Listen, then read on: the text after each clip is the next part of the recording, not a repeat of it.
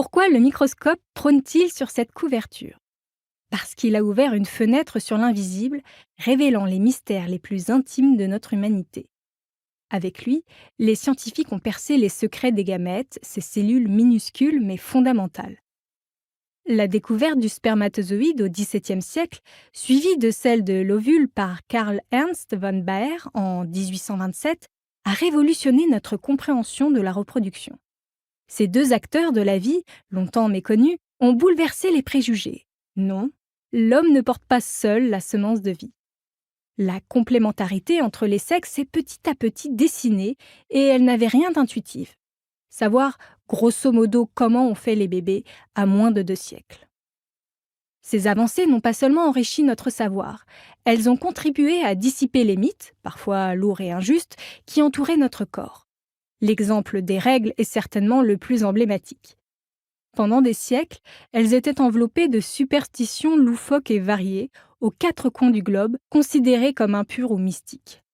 De Graaf, un médecin et anatomiste néerlandais, propose une première explication aux menstruations grâce à la découverte du follicule ovarien au XVIIe siècle, toujours grâce au microscope. Mais c'est grâce au docteur Ojino, un gynécologue japonais, que l'on a compris qu'il n'y avait qu'une seule ovulation par cycle et qu'elle était en décalage par rapport aux menstruations. Il y a très longtemps? Non, en 1924. Savoir avec un peu plus de précision comment on fait les bébés à tout juste 100 ans. Mais comprendre son corps, ce n'est pas seulement démystifier le passé, c'est aussi explorer des subtilités insoupçonnées qui éclairent notre présent. Prenons les spermatozoïdes, ces cellules fascinantes que l'on associe souvent à une course effrénée vers l'ovule.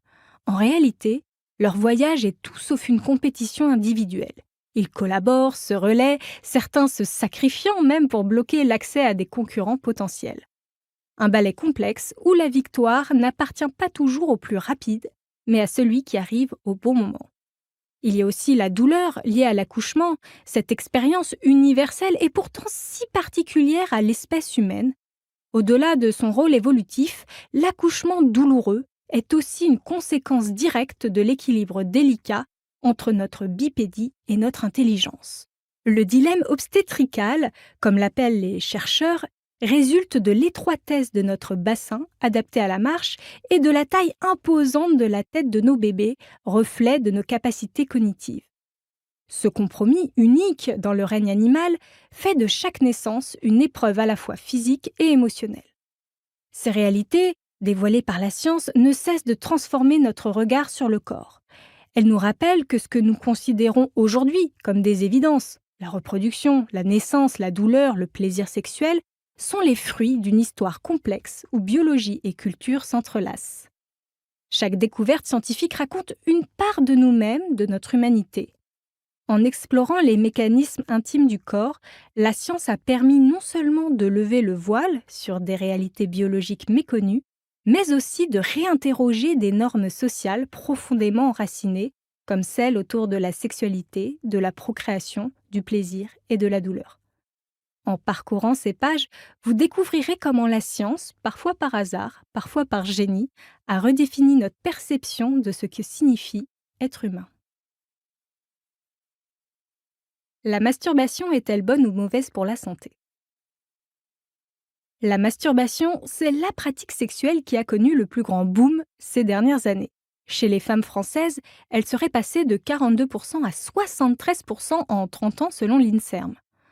On peut raisonnablement supposer que cette augmentation est en partie liée à un biais déclaratif. Les femmes confessent plus facilement ce petit plaisir aujourd'hui, à mesure que la pratique se démocratise, avec un coup de pouce du marketing autour des sextoys féminins. Mais partons du postulat qu'une immense majorité de Français et de Françaises se masturbent, et peut-être même plus qu'avant. Cela a-t-il un impact sur leur santé? Que risque-t-on à se masturber régulièrement, à part se faire surprendre? Réponse avec Philippe Renaud, psychiatre et anthropologue, auteur d'Éloge de la masturbation, La Musardine 2024.